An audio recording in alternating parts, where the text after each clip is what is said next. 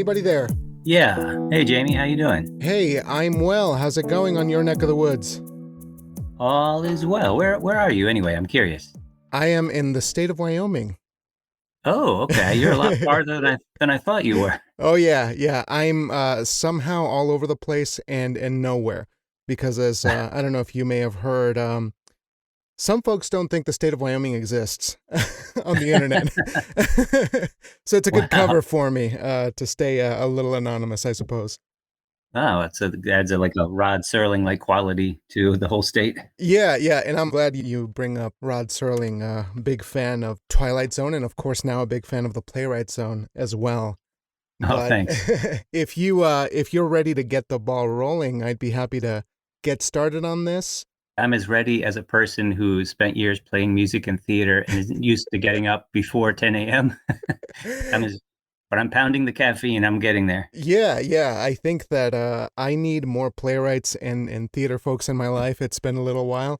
So more than anything, I'm just really excited to get to talk to you today. You're a playwright. You produce your own work, which I think is very exciting. And I just want to get to know you. I think that there's a lot of fun stuff that you've been up to. And there's a lot that we can learn from you. So let's start at the beginning, shall we? Can you tell me about where you're from and how you got into the arts? What was that like for you? Yeah, I was actually born in Washington, D.C. I did an interview the other day with a person who was like, "You were actually born in Washington, D.C.? I didn't know anybody was born there." So yeah, I am one of those freakish souls who was actually born in our nation's capital. So that handles where I am from. I am right now. I'm in Maryland, just outside of DC. Traveled around a lot, but yeah, always lived here. This has always been It's headquartered. home base. Yeah, exactly. When does theater in particular begin for you then as a creative journey? Well, I should warn you in advance. It was questions like that all have peculiar stories attached to them. So you let me know if I'm hitting too many strange stories. But No, I love the strange stories. Go right ahead. yeah, so I was playing music. I thought that I did some freelance art. I was playing music. This would be probably in my early 20s. And that's really what I wanted to do. I was playing in Mm, bands, and and I was playing in a band where it started to go better and better. We got a really good review in a magazine that a lot of big acts read when they came into town, and we were playing some live gigs that started to go well. And one of the people who owned a venue that we played in knew another person who organized tours, big tours, and they contacted us and said, "We want you guys to go on tour. We're going to support you." mm. So I thought, wow, it's finally all that struggle worked, and now we're going to go on tour. This is life altering. And I called the vocalist for the band, and he said, "I was in an asylum over the weekend." Oh no. Yeah, that's what I said. Oh man. And I was like, wow. And told him what was going on, and he said, "I can't do it. I'm just struggling, and I can't do it." So that was kind of a formative experience. And I thought, well, I can't do this where I had to rely so much on other people to do something artistic. So I thought, I've always loved reading. I love plays. I'm going to try to write a play.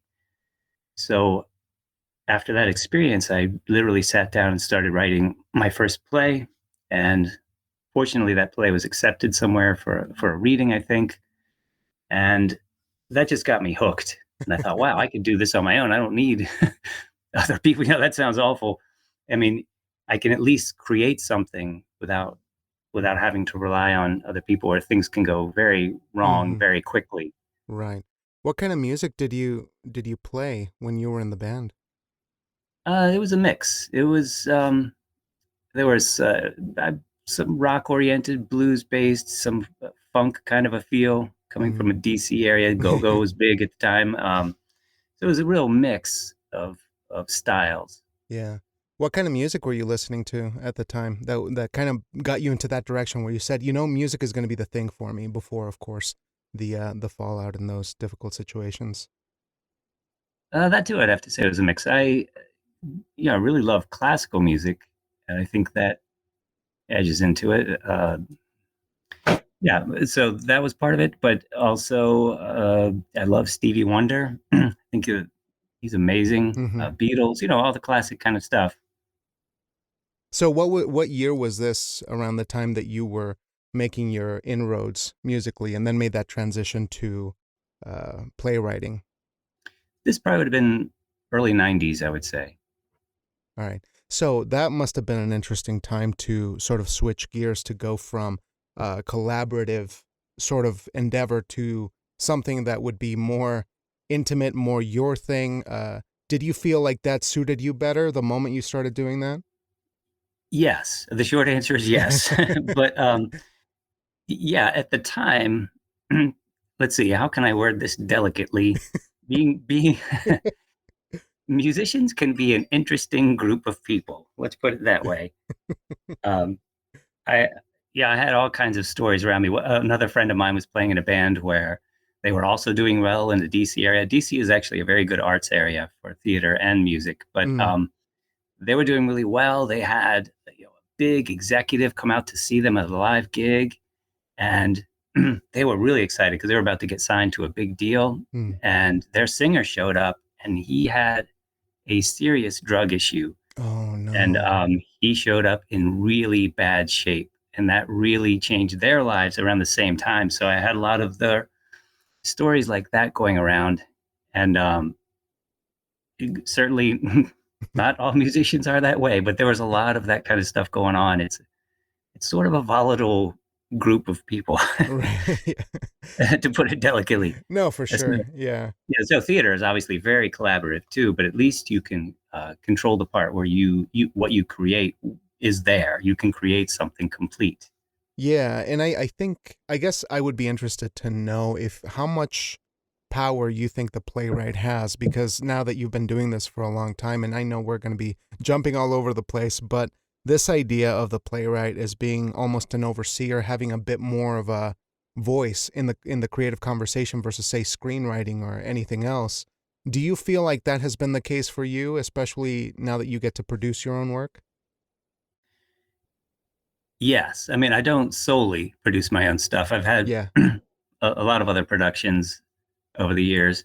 So yes, I do. That part has been very good, where people are really careful. Once you go to a theater company and start working with them, they're very careful about changing anything at all Mhm. without talking to you first. Um, Working with dramaturgs is always great. Yeah. So yeah, that part of the process has Right. been great. They're very respectful of the script, and most recently, I worked with a great theater company in the DC area called Avant Bard.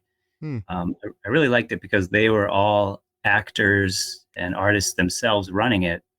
So yeah, they're extremely respectful, but they're full of creative ideas. So it's great. Yeah, I love being around creative people. Hmm. So going back to the moment when you maybe finished your first couple of drafts, or you felt like you had something good to start submitting to theaters, or perhaps just starting to hit the submission process, do you recall what that experience was like, or what was the play that did it, that got your foot in the door, and maybe a little bit about that time in your life? Yeah, there are a couple. In the DC area at the time, Source Theater Company used to have a 10-minute play competition where they would have basically playwrights from all over the country. I'm sure sometimes from other countries, just submit their 10-minute plays. And it was a big event in the DC area. Everybody would show up for that. It would be all over the radio. So everybody wanted to get into that. Hmm. I became friendly with the guy who ran it for Source Theater, a guy named Keith Parker, recently passed over the past couple of years. He was Mm. just a great guy. And he took a liking to the weird style of writing that I have, usually big subjects with kind of dark humor. So he liked that, and it was just a great training ground for coming up with something. Sometimes I'm sure you know this. Mm. It's midnight. You're sitting up whenever past midnight. It's 1, 2 a.m. All Yeah. normal people are sleeping, Uh-huh. and you're there agonizing over every line, not knowing if this is ever going to be heard by another human. And you're just, oh, let me get this line just right. Like, Yeah. think, what am I doing? I'm exhausted. Why am I doing this? Every once in a while. And then it would go out, and a place like Source Theater produced it and said, yeah, we want to do this. And you see it in front of an audience and it goes well. Mm-hmm. And it's a good reminder, oh, that's why I do this. Right. Right. Yeah, so it's very satisfying. So that was a great training ground where you could actually come up with an idea, make it very tight, because a 10-minute play is an art form unto itself, to Oh, make it yes. very concise, very tight. I'm Yeah. sure you know, to make it tight and complete and to work well. And when an audience loves it, that is the best. Right. So, what were you writing about at the time? Was it still something that you felt was something, as you said, with huge ideas? If maybe you could share a story of a play that maybe you were putting together at that time? hmm One of the first ones was called A Field of Thorns, where it was, that was like, I think it was literally the first play I ever wrote. Hmm. And it's been done a few times over the years. Matter of fact, a place in DC called the Essential Theater uh, held a Zoom reading over the pandemic, like a year and a half ago or something, of that same play. So it's still bouncing around. But it was about, let's see. Again, it's hard to synopsize these quickly, especially Oh, the one yeah. that I wrote 20 years ago. But, hmm, it was about a dysfunctional white family who had lost a child, and Hmm. suddenly appearing in their house is a black man who claims to be the son of God. Hmm. So it gets into a lot of themes, but a lot of weird comedy. Yeah. And I didn't know how it would go over. But if I could go back now, as a matter of fact, recently the guy who produced it recently over the pandemic, he's a great actor himself. He's on The Wire, a guy named S. Robert Morgan. Hmm. He Yeah, they got to it and did it before I could go back and say, oh, I would like to make cuts to that because I wrote it 20 years ago. Yeah. Yeah. And I think back then I would think, ooh, this is a clever line. This will really get them. Hmm. And then you Yeah. see it in front of an audience, and the audience is like, okay, fine. But what I noticed right away, what audiences love and what is important is the way the characters react to each other. It could be a look, it could be just a little moment, it could be one word, and it would go over much better with the audience than the most clever line in the world. I'd be like, oh, I'm Yeah. so clever. I Yeah. wrote this line that ties in something from page 12 and page 36 in the second act. And they're like, not impressed with that. Right, So, right. I think you're spot on because I think early on we get so caught up in the playfulness of it, the mechanics of something, and yeah, we present in a way that says, "Okay, look at how clever I am by yeah. masking this kind of arc that is it's all bones, right?" And hmm the actors, of course, are the ones who really give it the heart and a little bit more flesh Absolutely. to make that story fuller. But it's fascinating because from the work that you did that long ago to now, I wonder how you feel your perspective has changed on the way that you write, maybe some process things, or even just your own perspective. That's a lot of living, and that's a lot of experiences that I'm sure shaped the person you are now. And hmm looking back, what has that timeline of change been like for you? Well, as far as the mechanics of it go, I think everything I do now is just much tighter. Hmm. Where right away, as I start writing, and I'm trying not to ask you too many questions Oh because I no, don't. if it's censoring you, please ask away. Oh, Yeah, okay, all right, I'll get that's to all that good. then. Good, I'm opened up. Okay, that's good. Yeah, so for me, right away, when I start writing a play, I'll immediately, okay, I'll figure out, okay, I've got, say, for example, three main characters. All I do right away, very simple. What does a character want more than anything in the world? What's Mm, their obstacle? And what's their arc going to be? And even if I don't know the story, I just have a general idea. I find that if I figure out, for example, those three main characters, just the real bare bones of what are they really after in life mhm. and what's stopping them from getting it, then starts to write itself, then the sparks start to fly between the characters, which is really the key, Hmm. human interaction.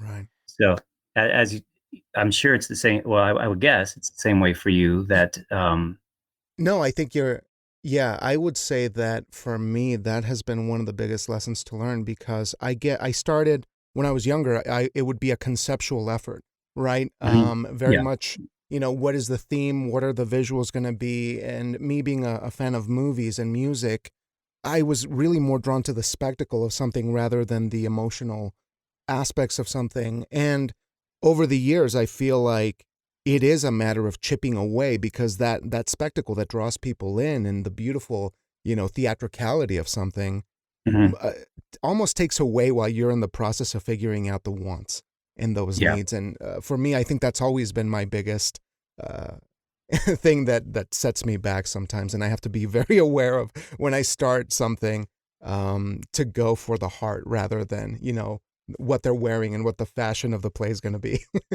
Yeah. Right. Right. Right. Yeah. It. Yeah. That is crucial to get the bare bones first, and then Yeah, the other stuff will come. If it needs to be there, it'll come. right.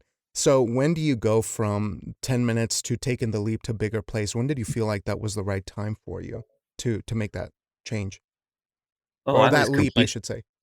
I was completely foolish right from the start. My first thing was a full length rambling thing. Mm. So yeah, I had no sense of humility whatsoever. I just came right into it. And I was like, I'll do a full length. It'll be great. That's the way And to do it. Yeah.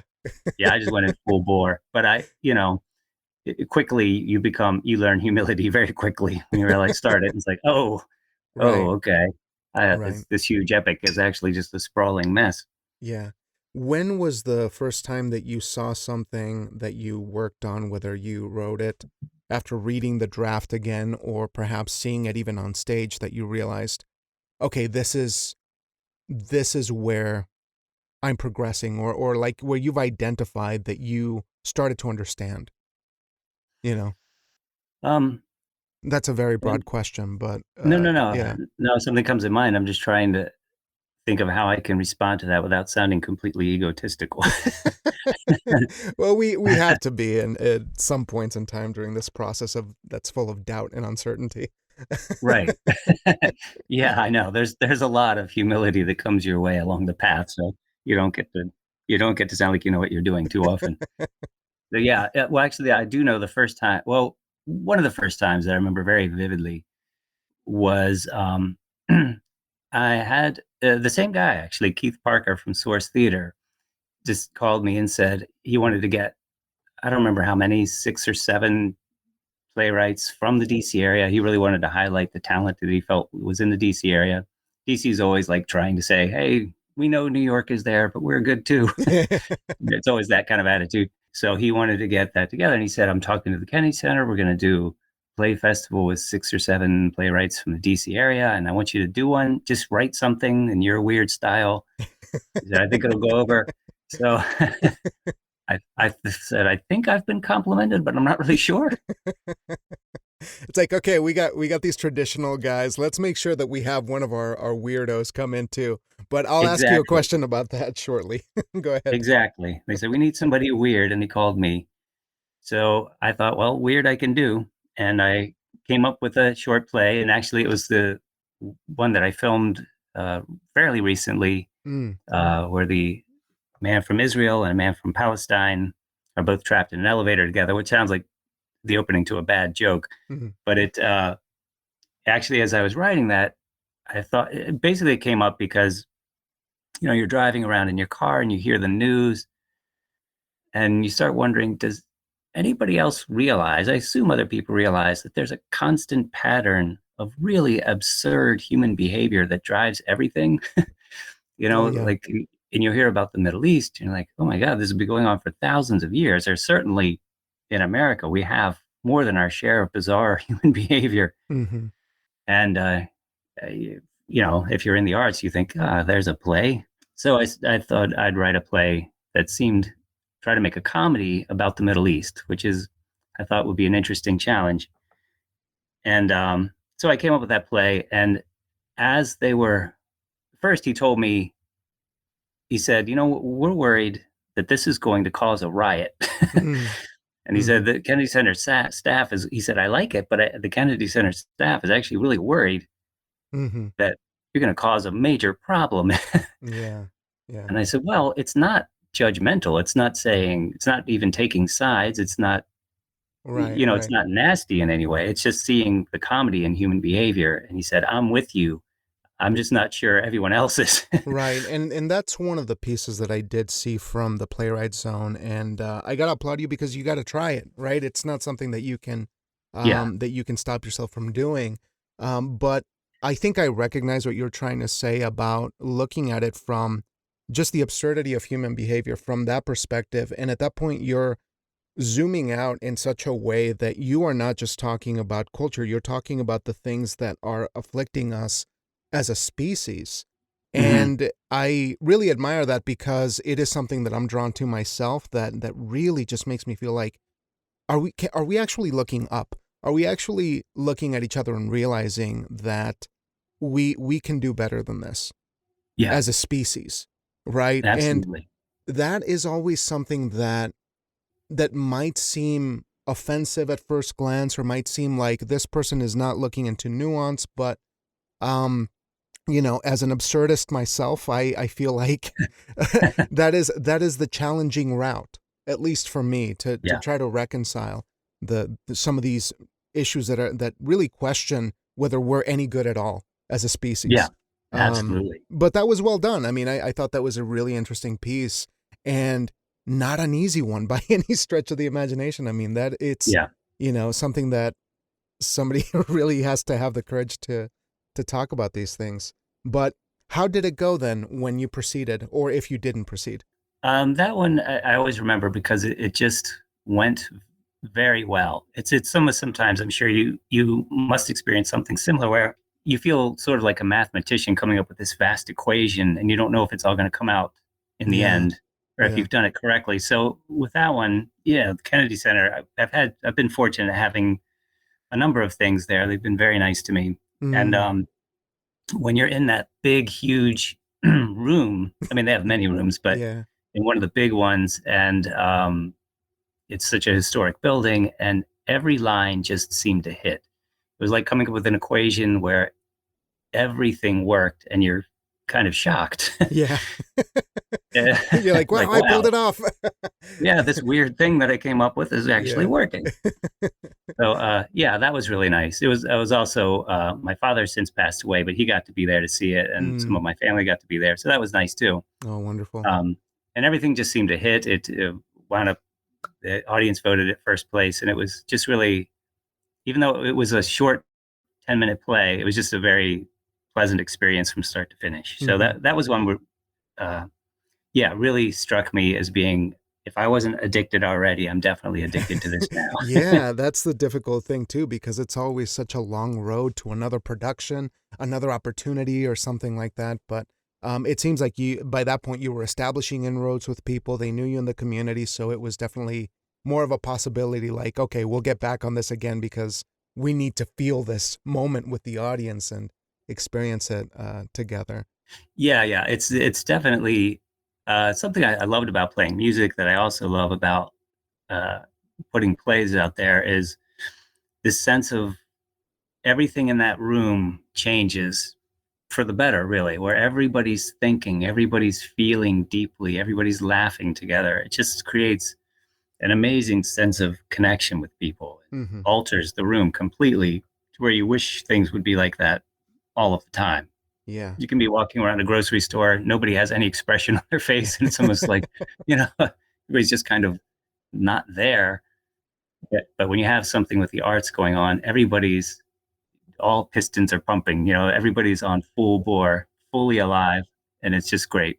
It's the best kind of liberation, I would say. Absolutely. But speaking of weird, because I love this question of weird and what is weird. What are your theatrical lineages? Like if you can pinpoint a couple of theater practitioners or maybe playwrights from, that came before that Hmm. influence you, that inspire you, that maybe you go back to when you feel like you're running out of direction. Hmm. Yeah, I'm sure like you, there are a number of them. Oddly, the first one that comes to mind is Under Milk Wood by Dylan Thomas. Mm, I don't know if you're familiar with that. It's just a really odd, obviously he's a poet, really. Um, but he wrote this play for voices where this blind sea captain is telling the whole story and going through this very peculiar Welsh town where everybody's just really odd. yeah. So it has an interesting sense of humor, an interesting point, amazing use of language. That that one really struck me. Yeah, All My Sons by uh, yeah, Arthur Miller. Yeah, there's so many. Let's talk about some of the work that you're doing to reach out into the community and to try to make a difference because you have a production company, but you're also an educator. You teach children and adults. You teach film and theater. Is that correct? Music? Yeah, I've taught some theater to middle school kids, which was great. The county where I live in Maryland, like again, just outside of DC, uh, put me in some schools where the kids don't really know anything about the arts, Mm, and these would be lower income kids, and so it was an interesting challenge. yeah. How so? And, Do you think? well, because at first there was kind of this sense of who are you and why are Mm, you here, yeah. but very quickly turned into questions like, hey, are you friends with Cameron Diaz? Stuff like that. Actually, in that case, I tapped a friend of mine, an actor, great actor, John Watkins, great guy, and so to help to kind of assist me with the class, and he was able to say I was actually on a film set with her. So yeah, I knew her. So that had them right away. No, I that's was like, oh hilarious. Yeah, you need that cred. You need a little yeah, bit of it. that got me a little cred through him. That's So yeah, amazing. so there was a lot of bizarre questions, but once they got the idea of it, and then I said, then they loved it. Mm, And I said, you know what? Well, why don't we do this, perform this for some of the other classes? We'll have at the end of the day, some of the classes come in. I talked to the school. They were like, okay, let's try it. mhm. And they they shaped a play together, and I helped them to shape it, and they performed it. And after it ended, one of the main actors ran up to me and she said, "Let's do another one right now." I was like, "Wow, I think we put this together very quickly, but not that quick. We can." He's like, "Let's do it." Oh, So that's there was a lot of beautiful. enthusiasm. Yeah. So having those kinds of experiences and going to see other perspectives like that, especially folks who I imagine are very different than yourself, how Mhm. does that inform the writing and say like after that experience, do you think that makes its way into the next play? And is there an example of maybe when something like that happened? Yeah, but their perspectives, it all comes back to it's just very human. It tends to come back to the same kinds of things Mm, about what we all want, about loss, about things that are moving, things that are funny. mm-hmm. It really so the potential for art, it sounds so cliched, but was in really every one of them. Mm-hmm. They just were unaware of it and it had never been tapped before. Right. So Right. they really loved the idea and of just the arts in general, and Yeah. they picked up on it right away. And it was it wasn't like it was so different. Although I have worked with kids in areas where um, I would have to clean, go look at the playground beforehand and look for crack pipes and stuff to Oh, to wow. throw out. Yeah. That were kids whose lives are different Yeah. and you have a Yeah. tough time. But essentially, it's all the same. It's just Mm-hmm. part of it is caring enough to make them aware. Oh, there are other things out there. Right. And so for you, would you say that what are some takeaways for you, from having those experiences personally? How has educating in those areas affected you? Well, I've always tended to go for big themes. They're just the most interesting to me. Mm-hmm. Um, I've worked with several. I'm not black, but I've worked with several black theater companies, and I'm not sure that would have happened if I hadn't worked some areas that didn't have. They were mostly Black population areas. And Mm-hmm. it definitely makes you aware of different people's experiences based on things that really shouldn't matter, but do. Yeah. Yeah. And yeah, so that, yeah, it definitely informs what you're writing, the perspectives you're coming from. People have Mm-hmm. asked me over the years sometimes, like, what is it like? Um, well, one example here, I'm stumbling around. I'm trying to pound this caffeine so I can think clearly. But And hey, before you answer, thank you for doing this in the morning. I know oh, no, it is it is madness sometimes.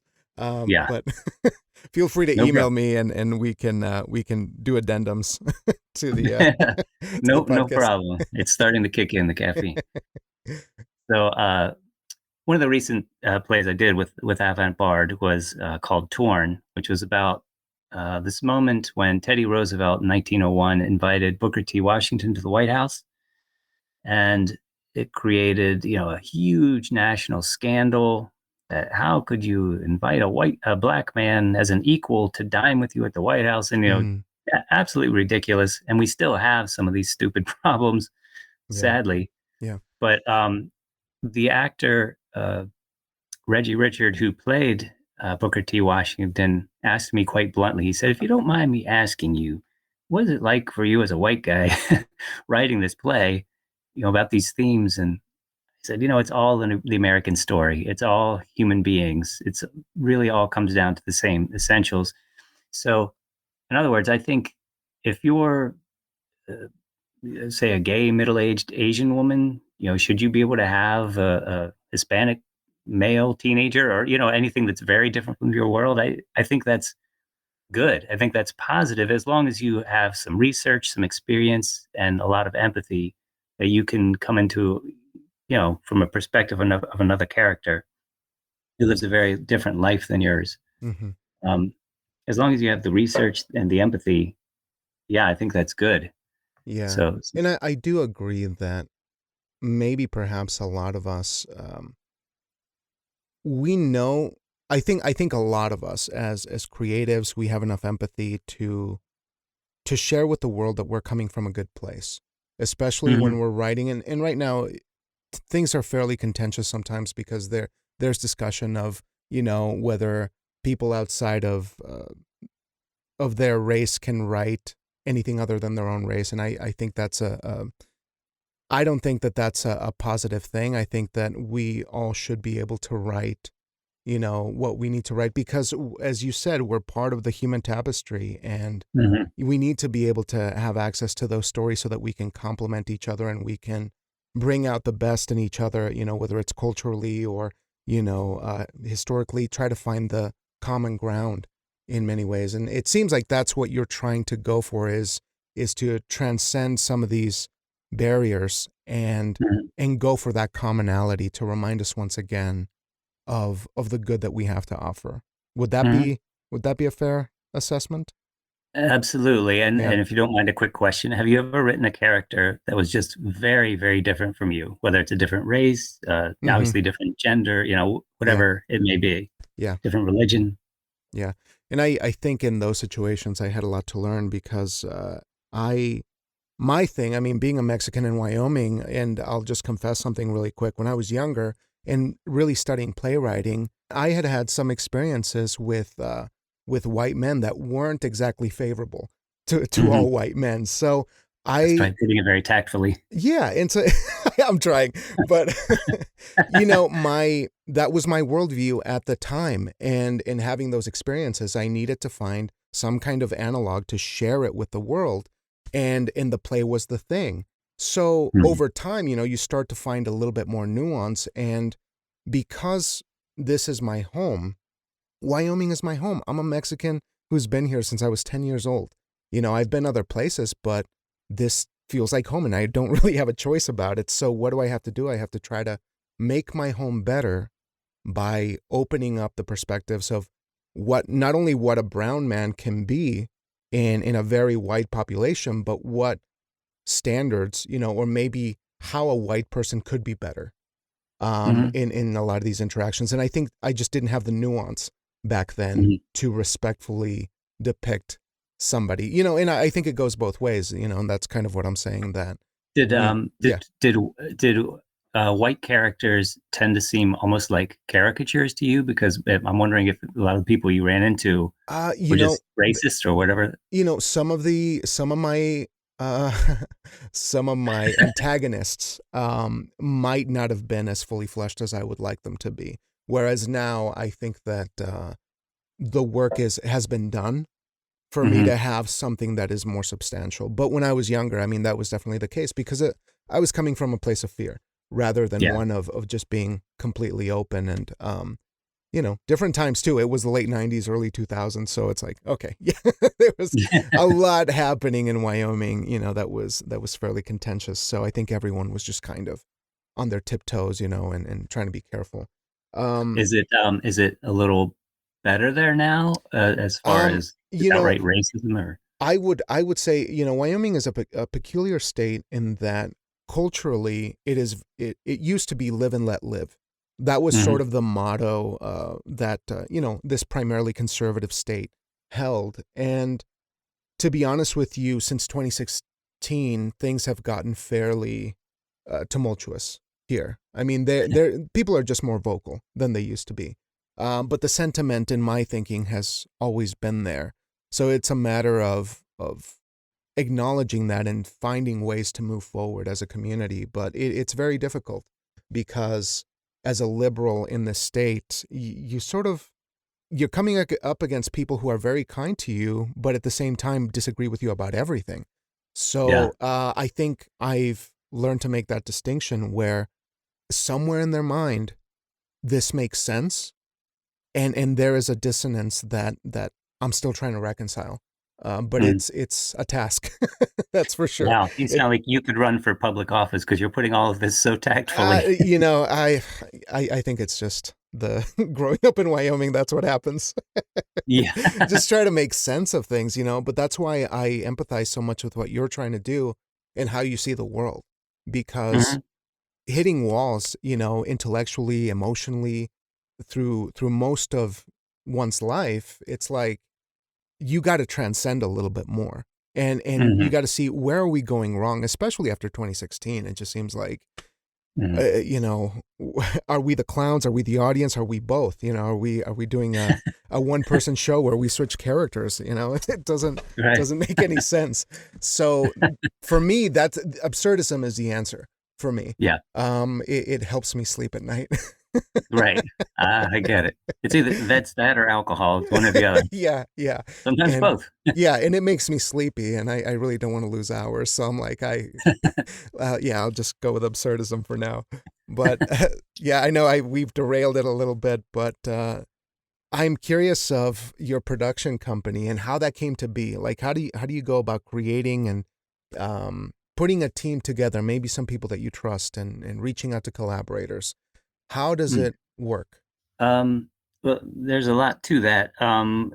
Well, first it kind of started where during the pandemic, I saw a lot of actor friends of mine, their world was just kind of shut down. And there were no film jobs, there were no uh, theater jobs, certainly. Hmm. So I thought, well, what can I do to get a little bit of payment out to these people who are so talented? I know so many people that, they get smaller roles in major movies, and they could be doing so much more. Or you see them on TV all the time. Friends of mine who are so talented, it's just so tough to get through. And with the pandemic, it was just almost impossible. So, Mm-hmm. well, hey, we could film some stuff, put it out there, and do it really responsibly during the pandemic, with very few people, in a very basic way, but get a little bit of payment to one or two crew members, Yeah. a couple of actors, very just like no more than two actors at a time. And so it started like that. And it was really fun to do. I think very therapeutic for all of us. We got some great stuff out there. Yeah. And then I started thinking, okay, there are more ways of doing this. And going back to what you were saying about, political matters and things like that, which are just so absurdly extreme now. Um, and you see so much just primitive nastiness online where you think, how are people comfortable saying such terrible things to other humans? So I thought, well, maybe I can get one left-wing person, one right-wing person, get them just to ask them a few maybe edgy questions, see how they respond, tell them, you have to be civil, and then get them to react to what the other says. I called that the panic room. Um, Yeah, yeah. and so that's been really interesting. I'm trying to put more of that together. It's hard to get people to be willing to do it because it's so Isn't that good. fascinating? My Yeah, goodness. I think that's just so peculiar because that's the answer. As yep, much as we sometimes feel like a disgust to say, how could you possibly feel this way or think this way or believe that right, that's the right way to go about things? We still have to show up at the table, because if you don't show up at the table, they're going to keep doing it. Right. yep, And hmm maybe it sounds like, oh, you're just, simplifying the situation, but hmm I think it's important. I think it's a valid approach, because if we don't keep an eye on things, if we don't try to reach out in some way, it's like you're hmm just going to let them keep getting siloed in and yeah, forget that there's people who think differently than them. And I think it's a brilliant idea. I really enjoyed the first episode, and I do hope that you continue to make those and find people who are willing to do that, because it's necessary. yeah, Yeah. yeah. I hope I'm still able to find people to do it too. it's, it's an interesting idea, but people are pretty reluctant. And Yeah. what I'm finding interestingly is that particularly right-wing people are really reluctant. So I'm having a tough time finding people just willing to sit down and talk, Yeah. and it's you would think, well, if you're removing the conflict by making it simple, then why is it entertaining? But the conflict is definitely built into the Yeah. situation, Yeah. so that's there. But there's no lack of that. Yeah. Well, I'll see if I can make some noise over here and get you some conservatives, because there's a whole bunch of them over here. Oh, you got a little breeding ground, a little stable. It's probably it's the reddest state, I would say, Yeah, per capita. Yeah, without a doubt.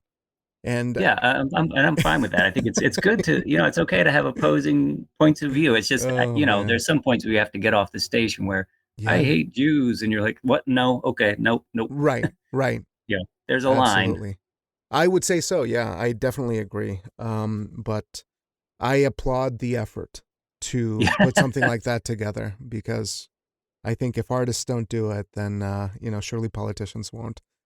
yeah, exactly. It'll have a very different spin on the whole thing. Yeah. So I got a couple of more questions to be mindful of your time, but John, this has been awesome, and I really hope we get to chat again a bit more freely, and I'll ramble on a bit more when we have some more time.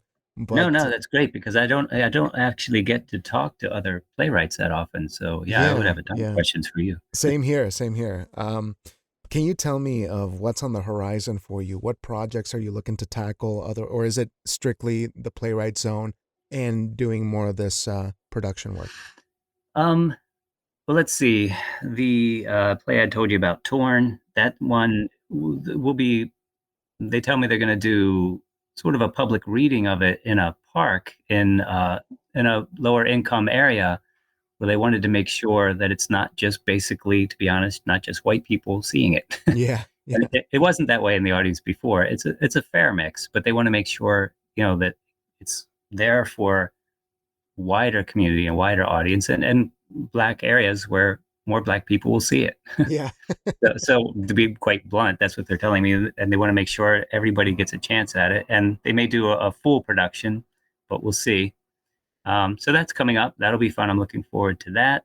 And yeah, more episodes of the Panic Room, more episodes of the Playwright Zone. I'm doing this children's show with a actress friend of mine named Tia Shearer Bassett. She's just great. Where mm, the idea is to make kids laugh and learn, and they're uh, showing it in Children's Hospital here in DC, so mm. sick kids can watch it. So Oh, that's great. fulfilling. I'm just trying to put as many positive things out there as I possibly can. Oh, that's beautiful. That's wonderful to hear. Two more, and then I'll let you enjoy your Sunday. Yeah, So, I'm enjoying this. This is yeah. fun. Oh, great, great. So, what do you think? I ask people a lot about resolutions and what they have to look forward to and things like that. But because it's January, I'm curious what your intentions are this year to improve your craft or to work on your creative perspective. Are there some things that you've thought about, or do you believe in intentions or resolutions at all? I'm fine with resolutions.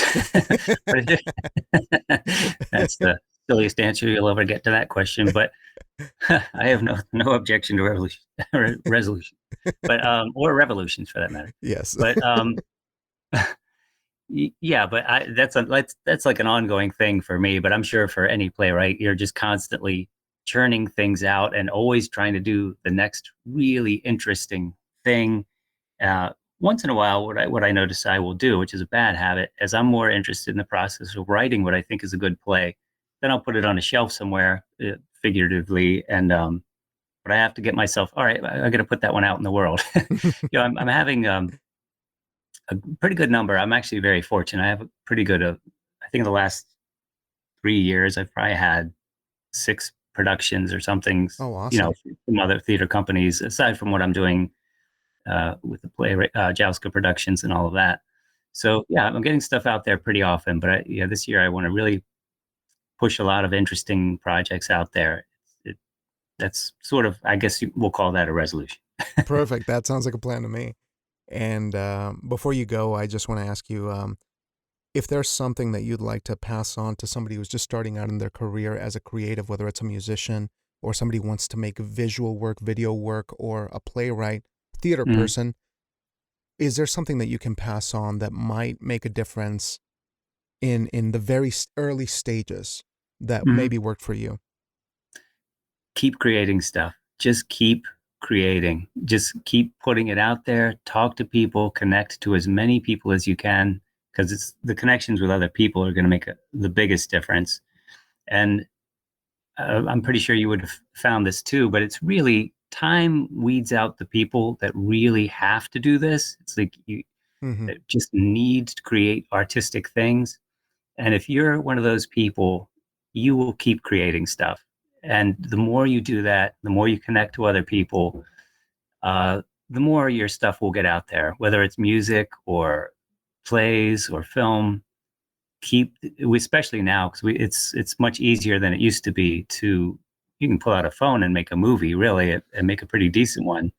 So just get out there, create stuff, create opportunities, collaborate, just keep creating stuff, and don't be discouraged. Don't let anybody tell you you can't do it, because you can. And that is a magical, positive note to end on. I think that's perfect. And John, I want to thank you for your time again, for sharing so much of your experience and insights. This has been so much fun. I want to keep talking to you because we just scratched the surface. Yeah. Oh, This it's could been go on fun for for a me too. while. Oh, I could have a boatload of questions for you. I'll let you interview me next time, when we're Okay. when we're bored. Okay.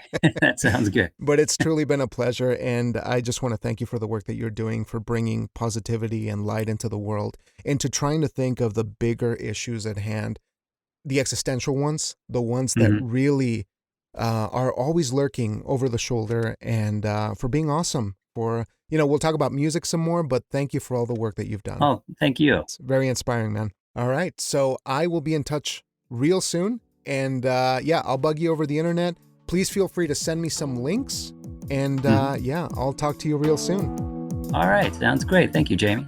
Hey, John, thanks again, and you take care, okay? Talk soon. You do the same. All right. Bye. Bye bye.